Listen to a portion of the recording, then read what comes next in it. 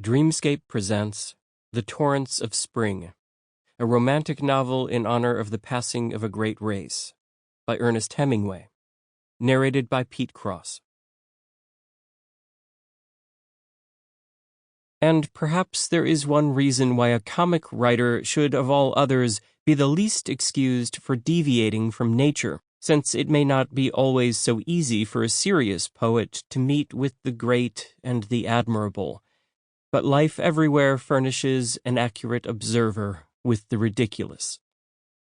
Henry Fielding. Part 1. Red and Black Laughter. The only source of the true ridiculous, as it appears to me, is affectation.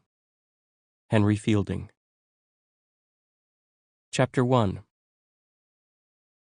Yogi Johnson stood looking out of the window of a big pump factory in Michigan. Spring would soon be here. Could it be that what this writing fellow Hutchinson had said, if winter comes can spring be far behind, would be true again this year? Yogi Johnson wondered. Near Yogi, at the next window but one, stood Scripps O'Neill, a tall, lean man with a tall, lean face. Both stood and looked out at the empty yard of the pump factory.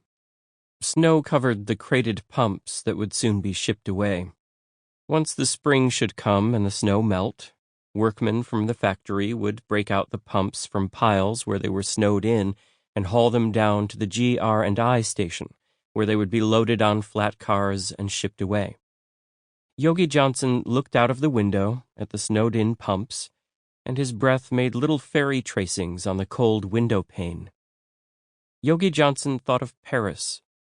Perhaps it was the little fairy tracings that reminded him of the gay city where he had once spent 2 weeks. 2 weeks that were to have been the happiest weeks of his life. That was all behind him now. That and everything else.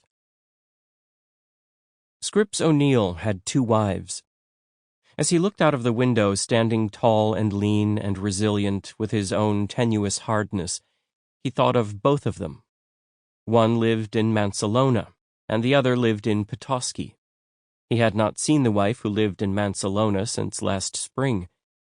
He looked out at the snow-covered pump yards and thought what spring would mean. With his wife in Mansalona, Scripps often got drunk. When he was drunk, he and his wife were happy. They would go down together to the railway station and walk out along the tracks and then sit together and drink and watch the trains go by. They would sit under a pine tree on a little... Sample complete. Ready to continue?